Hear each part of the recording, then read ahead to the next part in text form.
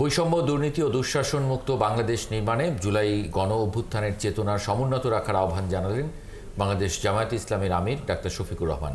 দুপুরে প্রেসক্লাবে অভ্যুত্থানের শহীদদের নিয়ে একটি বইয়ের মোড়ক উন্মোচন অনুষ্ঠানে তিনি একথা বলেন। এদিকে ফ্যাসিবাদ মোকাবেলায় সব দলের মধ্যে ঐক্য চাইলেন খেলাফত মজলিসের নেতারা। আরও জানাচ্ছেন শাহিদুজ্জামান সাকিব। জুলাই গণ অভ্যুত্থানের শহীদদের নিয়ে এই বইটির মোড়ক উন্মোচন করেন জামায়াতে ইসলামীর আমির ডাক্তার শফিকুর রহমান। অংশ নেন শহীদদের পরিবারগুলোর স্বজনসহ জামাত শিবিরের কর্মী ও বিভিন্ন দলের নেতারা। পরে জামায়াতের আমির বলেন, জুলাইয়ের চেতনাকে সমুন্নত রাখতেই এই শহীদ স্মারক। 10 খণ্ডের এই শহীদ স্মারকটি একটি জাতীয় দলিল হিসেবে থাকবে বলেও মন্তব্য করেন জামায়াত নেতারা। যারা জীবন দিয়েছে তাদের দিকে তাকাইয়া বিপ্লবের সাথে অসঙ্গতিপূর্ণ এমন কোনো অপকর্ম মেহেরবানি কেউ করবেন না। বিভিন্ন দিক থেকে শহীদ পরিবার, আহত পঙ্গু সহযোদ্ধারা তারা বিভিন্নভাবে এখন হতাশাগ্রস্ত হতে যাচ্ছেন। এই সময় জাতির পক্ষ থেকে একটি দায়িত্বশীল ভূমিকা নিয়ে তাদের সামনে অন্তত কিছু জিনিস নিয়ে আসা হবে।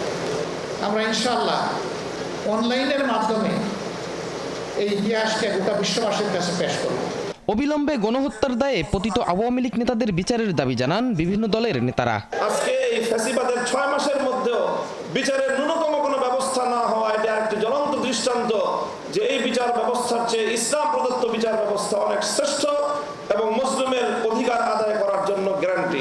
ইলেকশনের কথা বলেন, আওয়ামী লীগকে নিষিদ্ধ করার কথা তো কেউ বলেন না। জনগণ বিচার করবে, কোথায় বিচার করবে? ভোটের মাধ্যমে না। এই হত্যাকারীদের ভোটের আগে বাংলাদেশে নিষিদ্ধ করতে হবে। অনেকেই বাংলাদেশে আছে, তাদেরকে গ্রেফতার করা হচ্ছে না, তাদেরকে আশ্রয়পত্র দেওয়া হচ্ছে।